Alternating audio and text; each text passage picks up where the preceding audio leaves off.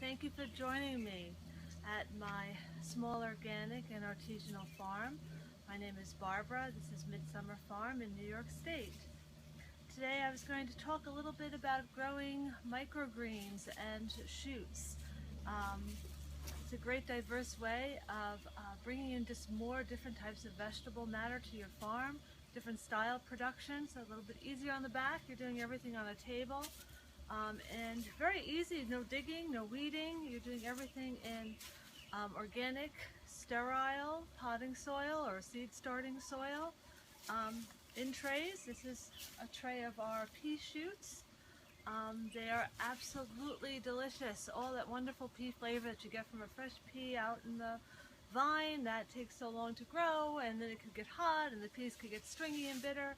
You get all that flavor packed into this wonderful product. I love it in salad. I eat pea shoots with, this is nice, you want really to get that flavor of the pea shoot in your salad. You don't want to smother it with too much sugary sweetness or too much vinegar. Very light vinegar, olive oil. I like the golden balsamic olive oil, some salt, pepper. It is perfect. So to do this, super easy. We're going to go through just the quick steps of how to do it. I also have here a wonderful tray of sunflower shoots. So just getting their second leaf set, which is kind of the perfect time for picking them. Lovely nutty flavor, really simple to grow. Totally different flavor than the pea shoot, so it kind of gives you great diversity right there. You just want to pick off the seed heads before you actually eat them, because you don't want to be eating these crunchy things. But other than that, a wonderful choice for our shoots. And this is actually a mixed tray of some red garnet mustard with some nasturtium shoots. Nasturtiums have that wonderful peppery flavor. The garlic mustard has that nice, or the garnet mustard has that nice wasabi-y kind of spring to it in the salad. Here's another tray of another kind of mustard. This is called golden frill, and it is indeed golden and frilly. Wonderful things. The difference between a shoot or a microgreen and a sprout is that sprouts are usually done in water. You take the seeds, you put them in a bowl of water, you put it on your kitchen counter kind of thing. This is kind of, it's another way of getting these kinds of little microgreens, these little nutrition-packed sprouts and greens and shoots. A lot of delicious flavor. And let's go over just the general steps for how to create these for yourself. All you need to grow wonderful microgreens on your back patio, in your greenhouse, on just, picnic table in your backyard. Just some trays. These are regular nursery carrying trays. You probably have some hanging about your house. And I use a plastic bag, which I don't like using the plastic, but it does help with the water. Microgreens and sprouts, because they're planted so intensively, they need a tremendous amount of water. They actually go through water fast. It's very hard to keep up with it. And if you let them dry out, they do become rather bitter, stringy, depending upon the variety. So it's important to keep them as moist as possible. You don't want them soaking in water like a bog, but you do need to keep the soil moist at all times, so this really helps. So I lay the plastic right into a tray like this. You could use any color plastic, I just happen to have these.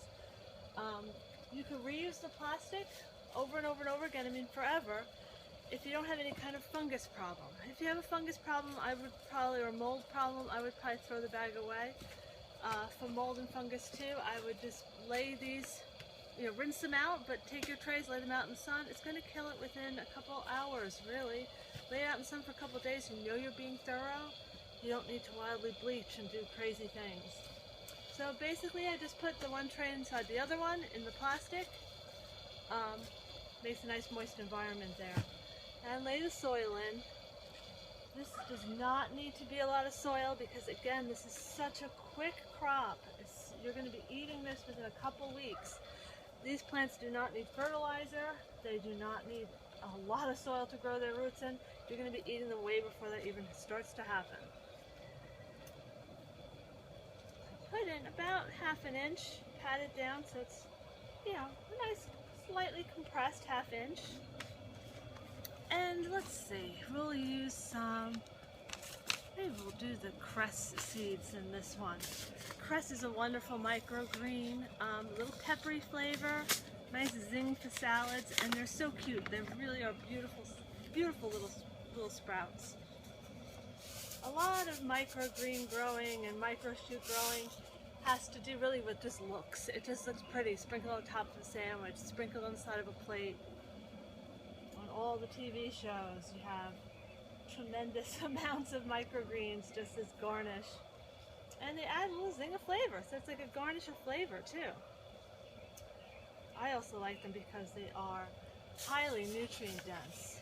Like a sprout that you would grow in the house, in a bowl of water. You just got such nutrient density there. All that stuff, all the nutrients, all of the stuff of life that makes a seed grow into a plant, it's all right there in the microgreen or the sprout or the shoot. So there we have the cress seed sprinkled in. You see it's planted very, very densely. You would never plant it this densely outside if you're actually going for a cress plant. But we're going to be harvesting them when they're only about this tall. And then I cover them. I guess the rule of thumb is about you want to cover the seed with its width in soil. So these are about, tiny weeny. So you just want a little bit of just covering of the soil. It's probably about less than 1/4 of an inch. And again, press it down because you want to keep the moisture around the seeds. You don't have to like press, but just nice firm soil. And that's it. It is actually that simple. If you're going to use a little bit of a bigger seed, like a sunflower seed or a pea shoot or something like that, you would probably plant them a little bit more soil because the seed just needs a little bit more. Here are some of the peas seeds for doing pea shoots from Johnny's. You'd probably do about 3/4 of an inch of soil originally, lay the peas in, again really close together, almost as close as they are on the palm of my hand here, and then 1/2 an inch of soil on top. And I do enjoy Johnny's as a source for these shoot seeds. It may seem weird to be buying seeds for shoots as opposed to why can't you just use pea seeds? Why can't you use for the beets, for our beet microgreens, why can't we just use beet seeds? And the answer is that they're a lot cheaper to buy shoot seeds. And so why would they be cheaper? You're not trying to get a whole beet. You're not getting all this development behind it where you're trying to get a beet that doesn't bolt because you want to get a big beet on the bottom when you're growing it outside in the field during the summer. For these, you can use a beet that gets lots of seeds, that likes to bolt because you're trying to get seed shoots. They're only going to be growing for a couple weeks. So that's why you can get cheaper seeds to do your microgreens. And it is really the best thing to use because they're designed for just quick sprouting, quick germination, not really for production in the long run kind of concept. When I get done with the trays, I usually just pile them up at first just because it keeps them a little bit moister. So this is actually one that I seeded with pea shoots.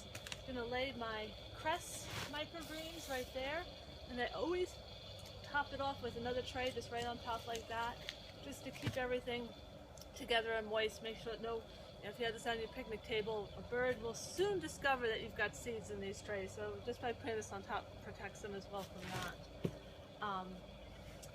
I like doing it this way. There's another type of tray style that you could use for doing microgreens. It works too. It works too. For me, this is just easier and just sort of flows nicely.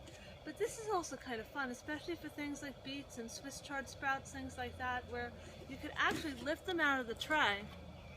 And isn't this fabulous? So this basically was just in here like this. So you really can just lift them right out.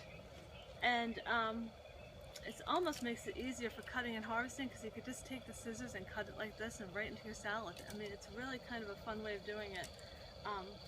These trays are a little bit more expensive to buy, and I find they don't last quite as long as these other ones, but it's worth it for certain things. I probably wouldn't bother doing pea shoots like this, but for something small and scriggly like this, it works out very nicely and organized. It's just another way of handling it. So if you go in the Johnny's catalog or any sprouting catalog, any kind of, there's a bunch of different companies selling it. Johnny's has a lot of organic stuff, so that's why I kind of like them too. Have fun with it. There's a million different types. I would probably start with ones that are labeled for fast sprouting. Some take longer, like sorrel, takes a long time. It could be a little bit of a pain in the butt. You have to watch the water for much longer, that kind of stuff. So start with something simple, fast, easy, like peas, sunflowers, beets. Any of the mustards are perfect. Arugula, cilantro, all fun and wonderful microgreens.